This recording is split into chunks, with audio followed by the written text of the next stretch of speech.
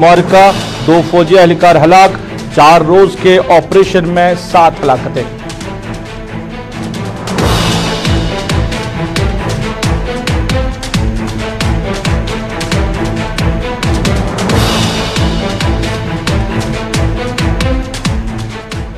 तवारीखी जामिया मस्जिद श्रीनगर में आज भी नमाज जुमा अदा करने पर रही पाबंदी।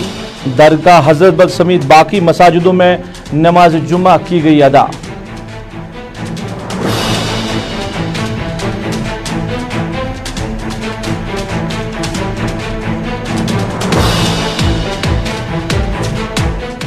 वादी में ही क्यों नई पार्टियां बनती है, जम्मू में नहीं? कश्मीरियों को तकसीम करने के हरबों को समझने की जरूरत। डॉक्टर फारूक अब्दुल्ला।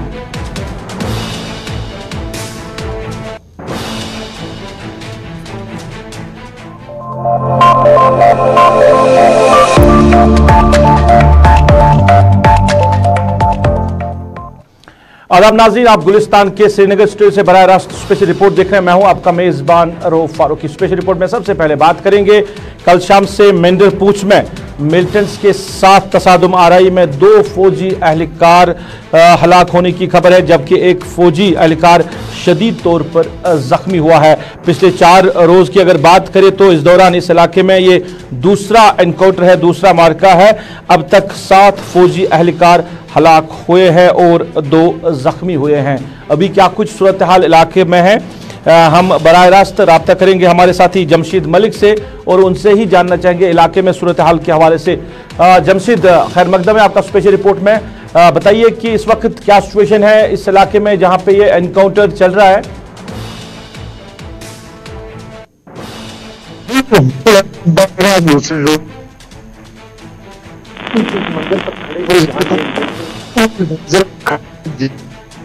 तकनीकी खराबी की वजह से जो जमशीद मलिक के साथ पूरी तरह राब्ता नहीं हो रहा है। दोबारा से कोशिश करेंगे राब्ता कायम करने की और एनकाउंटर के हवाले से हम तफसीलात आप तक पहुंचाने की कोशिश करेंगे। अभी क्या कुछ सूरत हाल है, क्योंकि पिछले 4 रोज़ की अगर हम बात करें तो दूसरा ये बड़ा एनकाउंटर, जहां पे अभी तक की बात करें तो 2 एनकाउंटर में 7 फौजी एहलकार जो है वो हलाक हुए हैं। और अगर इस आज के एनकाउंटर के हवाले से बात करें तो 2 फौजी एहलकार, एक राइफलमैन और एक सिपा जो है एक एहलकार के हलाक होने की खबर है और एक शदीद तौर पे ज़ख्मी हुआ है। दोबारा से हम कोशिश कर रहे हैं जमशीद के साथ राब्ता कायम करने की और उनसे ही तफसीलात जानने की कोशिश करेंगे इलाके में अभी किस तरह का माहौल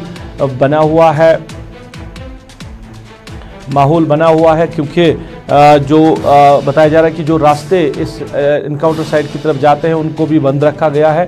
और फिलहाल क्या कुछ सूरत हाल अभी वहाँ पे हैं, इस हवाले से हम आप तक तफसीलात पहुँचाएंगे हमारे साथी जमशीद मलिक। जमशीद, ज़रा बताइए क्या कुछ सूरत हाल है अभी वहाँ पे?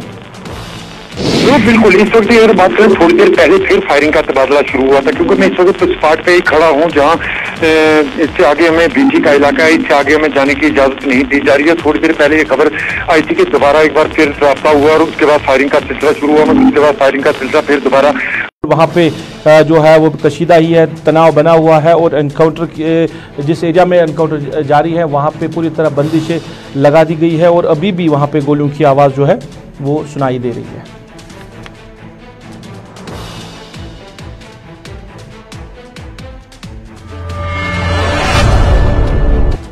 नाज़रीन, स्पेशल रिपोर्ट में आप बात करेंगे कोविड-19 के पेश नज़र सरकार ने यहाँ की बेशतर मसाजिद में नमाज जुमा पे पाबंदी आयद की थी और अब आहिस्ता आहिस्ता है जो ही मस्बत मामलात कम होते जा रहे हैं तो सरकार जो है वो पाबंदियाँ हटा रहे हैं। मुख्तलिफ मसाजिदों में अब जुमा की नमाज अदा हो रही है और ईद मिलादुन नबी के मुतबरक अयाम चल रहे हैं और इस बीच में सरकार ने फैसला लिया है कि दरगाह हजरत बल में आज के दिन के हवाले से वहाँ पे नमाज जुमा को सोशल डिस्टेंस और SOPs का ख्याल रखकर ही वहाँ पे नमाज जुमा जो है कई हफ्तों के बाद वहाँ पे अदा की गई है।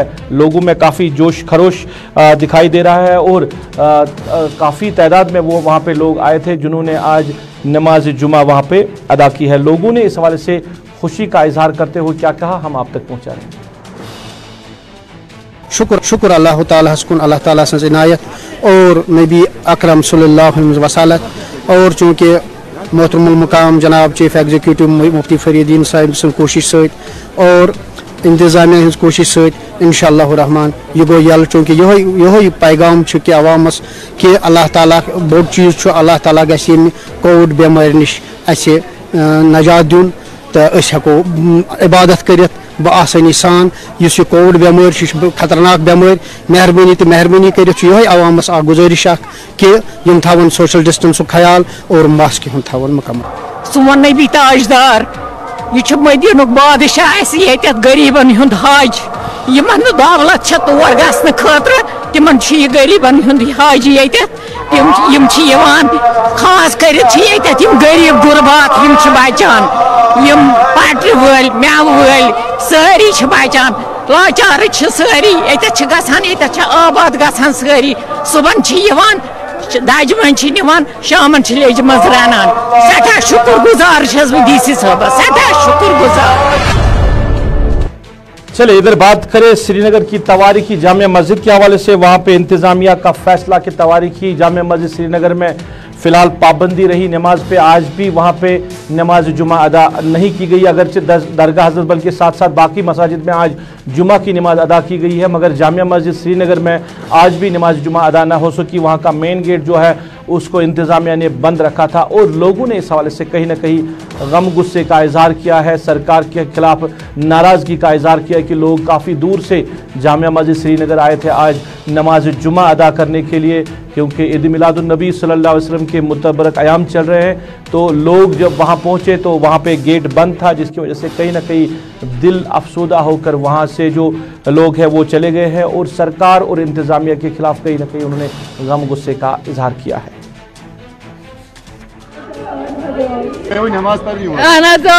नमाज पढ़नी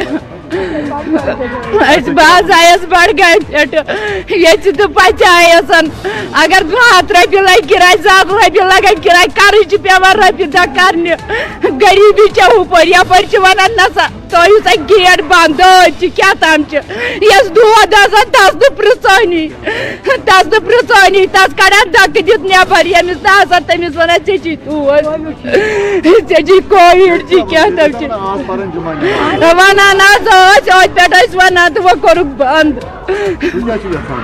नमाज पढ़ सरसान देख दिमा पत्रिस लगावा सरसान देख गुनाह तल गवा आजाद यह पत पे आमत करा ती करा आज जामिया आज नमाज आज जामिया मस्जिद बंद आज क्या हता अमिस वन मोदी जानस मोदी साहबस वन तमाम चीज तमाम सामान ये जामिया मस्जिद क्या कर बंद ये मौसम बच क्या कर बंद ये गब दुनिया दिल दुनिया जुबान मोहम्मद क्या मुसलमान कर पथे पे मुसलमान दब मुसलमान मस्जिद कर मंदिर दव निशा दव शर्म बाग दव जामिया मस्जिद कर अफूक जलाल क्या कर बंद कर चलिए पुरनम आंखों से जो लोग हैं वो अपनी बात कर रहे थे और फरियाद अपनी पहुंचा रहे थे सरकार पे। अगर बाकी मसाजिदों में नमाज अदा हो रही है, वहाँ पे कोविड-19 SOPs को मद्देनजर रखते हुए नमाज अदा की जा रही है, तो जामिया मस्जिद में क्यों पाबंदी है?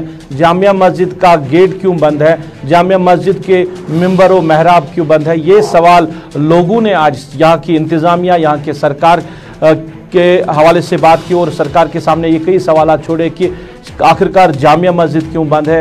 आज काफ़ी दूर से लोग भी आए थे, क्योंकि कहा जा रहा था कि जामिया मस्जिद में भी आज नमाज अदा की जाएगी। लोग भी आए थे, मगर फिर जो ही नमाज का वक्त हुआ गेट को बंद करके कहा गया कि आज यहाँ पे नमाज जुमा अदा नहीं की जा सकती।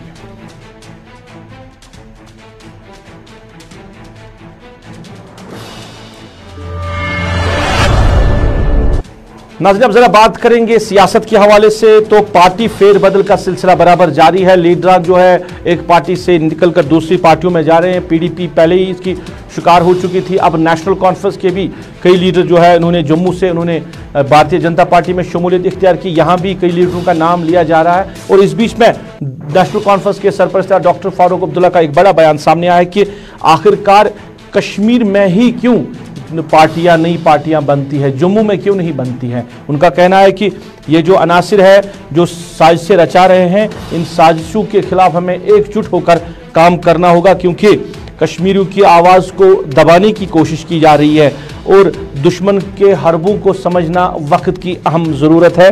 ये एक बड़ा बयान आया है नेशनल कॉन्फ्रेंस के सरपरस्त डॉक्टर फारूक अब्दुल्ला की तरफ से। इमरान नबी डार नेशनल कॉन्फ्रेंस के स्पोक्स पर्सन हमारे साथ बराह रास्त जुड़े हैं। इरफान साहब, खैर मकदम है आपका स्पेशल रिपोर्ट में। मेरा ये सवाल है कि पीडीपी से कई लीडरान चले गए हैं। जब पीडीपी से लीडरान चले गए हैं तो एक नई पार्टी वजूद में आई, तब डॉक्टर फारूक अब्दुल्ला साहब ने ये बात नहीं की कि ये अनासिर है और ये नई पार्टी यहाँ पे तश्कील दे रही है। अब जब नेशनल कॉन्फ्रेंस को अपने पे आई, जब नेशनल कॉन्फ्रेंस को लगा कि अब उसके लीडरान भी निकल रहे हैं, तो फारूक साहब का ये बयान सामने आया कि अब इन हरबों को समझने की जरूरत है।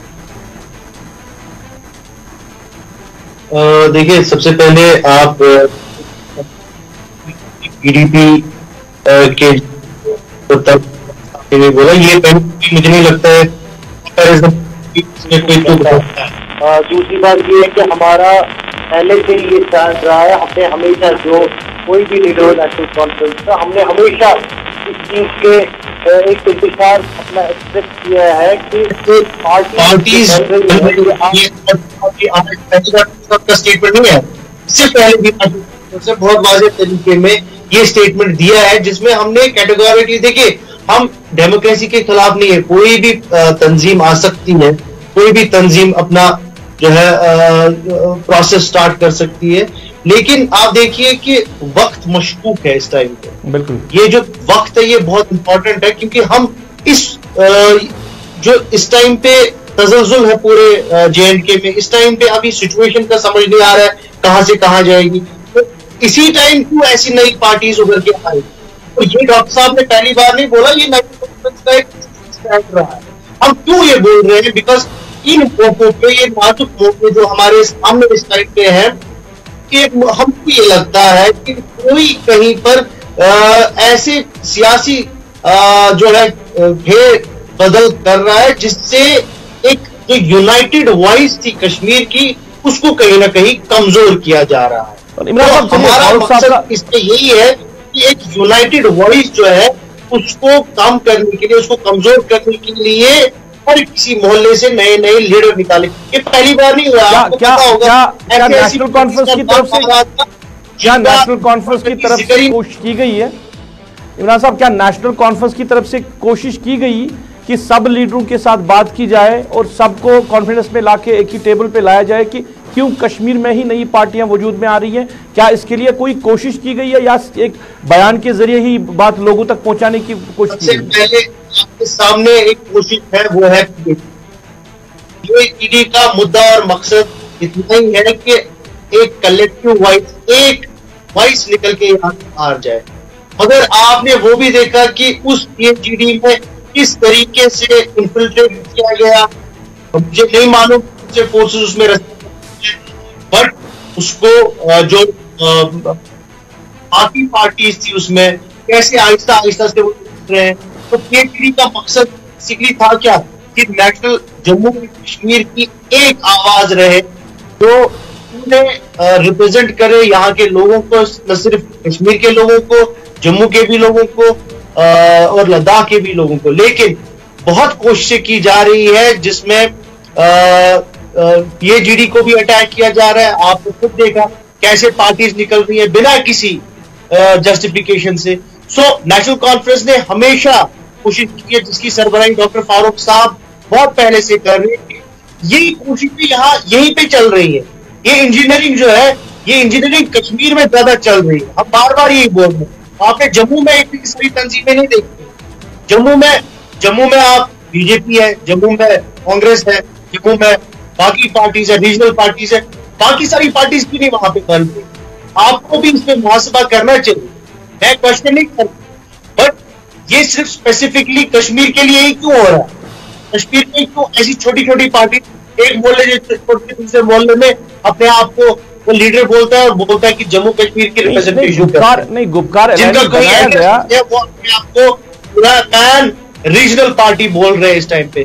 सो हमारा डेमोक्रेसी हम किसी को रोक नहीं सकते हैं, बट टाइमिंग मशकूक है इन पॉलिटिकल पार्टीज। नहीं इमरान साहब, गुपकार अलायंस बनाया गया है, अब गुपकार अलायंस में रहा ही क्या है, क्योंकि पहले कुछ पार्टियां थी वो चली गई है, उनको वापस लाने की कोशिश भी नहीं की गई है, क्योंकि अगर वो चले गए तो अगर उनको मनवाते या उनसे बात करते या बाकी जो रीजनल पार्टीज है, क्योंकि आपको भी याद होगा कि अल्ताफ बुखारी ने यहां से भी ऑफर किया था कि हमको भी हिस्सा बनाया जाए गुपकार अलायंस का, मगर उस टाइम कोई जवाब उनको नहीं मिला है। अब गुपकार अलायंस में कितनी पार्टियां रह गई, पीडीपी, नेशनल कॉन्फ्रेंस और अवामी नेशनल कांफ्रेंस। बुखारी साहब ने कभी ये नहीं बोला, मुझे याद है जो उनका स्टेटमेंट बहुत स्टार्ट में आया, उन्होंने बोला कि हमको पीएचडी में जाने की बिल्कुल भी जरूरत नहीं है। वो एक वाहिद बंदे हैं जिन्होंने सबसे पहले पीएचडी के खिलाफ स्टेटमेंट दिया है। तो मुझे आप अपने सोर्सेज जो आपने रिसर्च किया आप देख लीजिए, उसके बाद गलत बयान आया बादल तौर पर भी नहीं बोला है।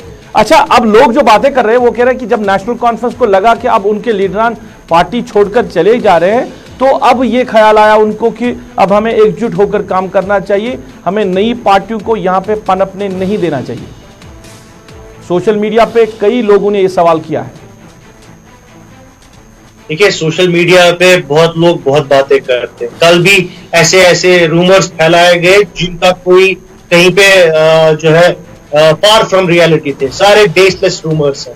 सो सोशल मीडिया पे ऐसे भी लोग होते हैं, अननोन फेसेस, कोई कुछ भी बोल सकता है। So we are not here to rebut every social media rumour.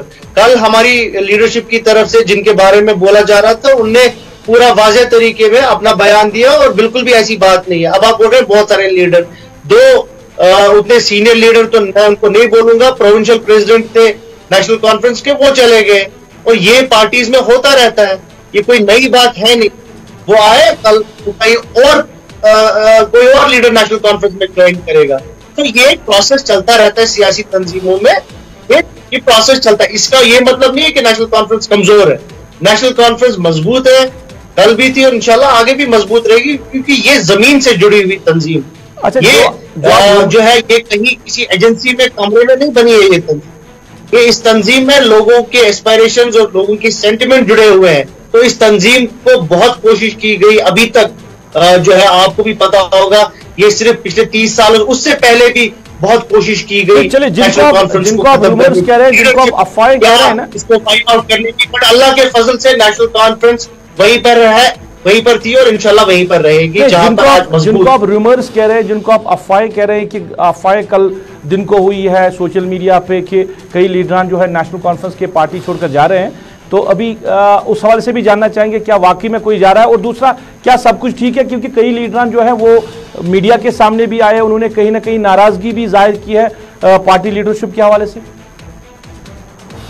देखिए, ये सारा बकवास किया जा रहा है सोशल मीडिया पे, इस पे कोई सदाकत कहीं पर नहीं है। कल आतिर साहब के बारे में जो बोला गया, फिर आतिर साहब ने खुद क्लैरिफिकेशन इशू की, आपने भी वो देखा होगा, आपने भी वो जो क्लैरिफिकेशन चलाई। तो ये सब चीजें जो है, मैं वही बोल रहा हूँ कि ये ताकतें जो है इस टाइम पे जो कोशिश कर रही है हमारी रैंक्स में दरार डालने की, ये उनकी ही जो है कोशिशें हैं, जिसमें इंशाल्लाह वो कामयाब नहीं हो। अच्छा, जो इशफाक जबार का जो वीडियो सामने आया था वो बहुत कुछ कह रहा था कि उन्होंने कहा कि अंदर सब कुछ ठीक नहीं है, पार्टी लीडरशिप को आज ही मुहासबा करना चाहिए सारे मामला का। वो आप इशफाक साहब से खुद पूछिए उनका क्या मतलब था, वो मैं उनके बारे में I don't hold a brief for him, तो आप उनसे ही पूछिए क्या है वो। चले इमरान नबी दार साहब, शुक्रिया बात करने के लिए और हम तक थोड़ी बहुत जानकारी पहुंचाने के लिए नेशनल कॉन्फ्रेंस के हवाले से, क्योंकि डॉक्टर फारूक अब्दुल्ला का जो बयान आया है कि अब कश्मीर में ही नई पार्टियां बनाई जा रही है और ये साजिशें जो है, इन साजिशों को ख़त्म करने के लिए हमें एकजुट कर होकर काम करना होगा।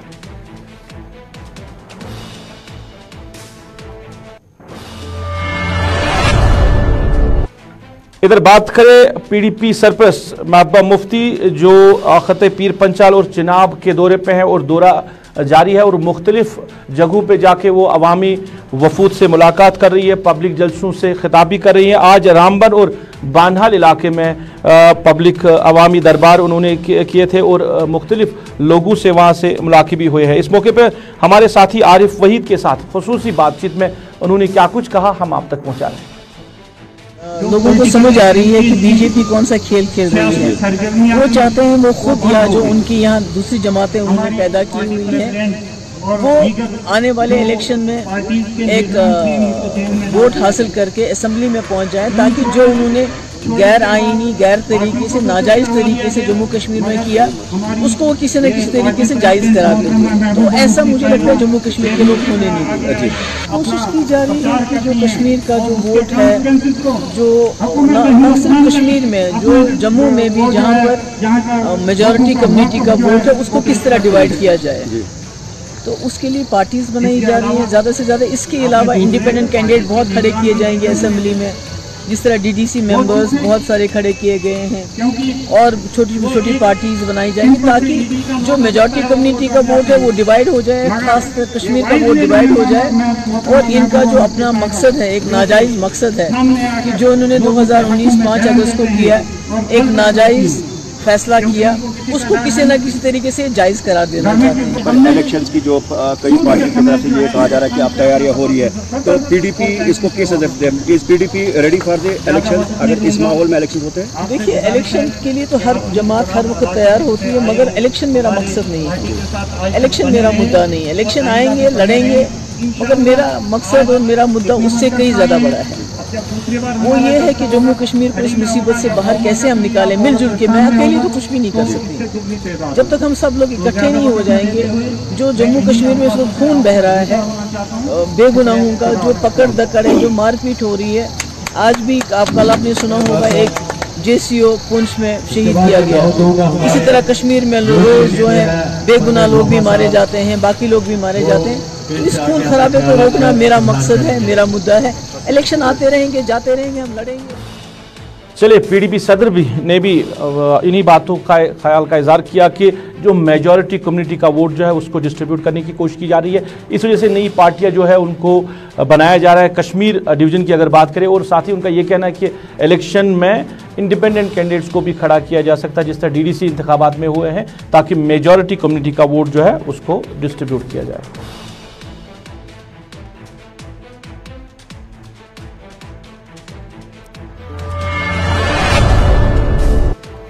आज हामला ख़वातीन का आलमी दिन मनाया जा रहा है। इस हवाले से मुख्तलिफ प्रोग्राम्स का इनेकाद भी किया गया है और इस मौके पर उलमा के साथ साथ माहिरीन ने भी लोगों से पुरजोर गुजारिश की है कि एक मुकर्रर वक्त में ही अपने बच्चों की शादी की जाए, क्योंकि सही वक्त पर शादी न करना एक औरत के लिए नुकसानदेह हो रहा है। क्योंकि एक तो माँ बनने से भी वो कासिर रहती है, और बल्कि हमल ठहरने के बाद उसकी ज़िंदगी को भी ख़तरा लाहक होता है। इस वजह से जो बिद्दात समाज में बने हैं, उलमा कई उलमा ने इस हवाले से बात करते हुए कहा कि जो बिद्दात बने हुए हैं, जो रसूमात ज़्यादा आए हैं, उन रसूमात पे कदगन लगाने की ज़रूरत है। और हर एक जो लड़की है उसकी अगर वक्त पे शादी होगी तो वो उसकी ज़िंदगी भी बच सकती है और वो माँ भी बन सकती हैं। क्योंकि अगर तादाद की बात की जाए तो काफ़ी ज़्यादा तादाद में जो औरतें हैं वो माँ नहीं बन सकती। जो दिन मनाया जा रहा है वो हामिला ख़वातीनों का दिन मनाया जा रहा है, और अक्सर शिकायत आती है कि बच्चा नहीं होता है। इसकी वजह मेन वजह है कि लेट मैरिज। जिस उम्र में निकाह होना चाहिए उस उम्र में हम निकाह नहीं करते। जैसे कि नबी करीम सल्लल्लाहु अलैहि वसल्लम ने फरमाया, हज़रत उमर रज़ियल्लाहु ताला अन्हु से मरवी है, अबू दाऊद शरीफ में यह हदीस शरीफ है, बाबुल निकाह में, कि नबी करीम सल्लल्लाहु अलैहि वसल्लम ने फरमाया, तौरात में मजमून लिखा है कि जब तुम्हारी बच्ची या बच्चा 12 साल से ऊपर हो जाए करना चाहिए। जो पूछने या पूरे माशरे में हम नजर डालते हैं तो एक ही चीज बहुत महंगी पड़ी है, वो है निकाह। इसलिए हम चलिए नाज़रीन, इसके साथ ही अभी तक की स्पेशल रिपोर्ट से अपने मेज़बान को इस वादे के साथ दीजिए इजाज़त, आप अपना ख्याल रखेंगे, हमें अपनी नेक दुआओं में याद रखेंगे। अल्लाह आपका हमारा सबका निगहबान।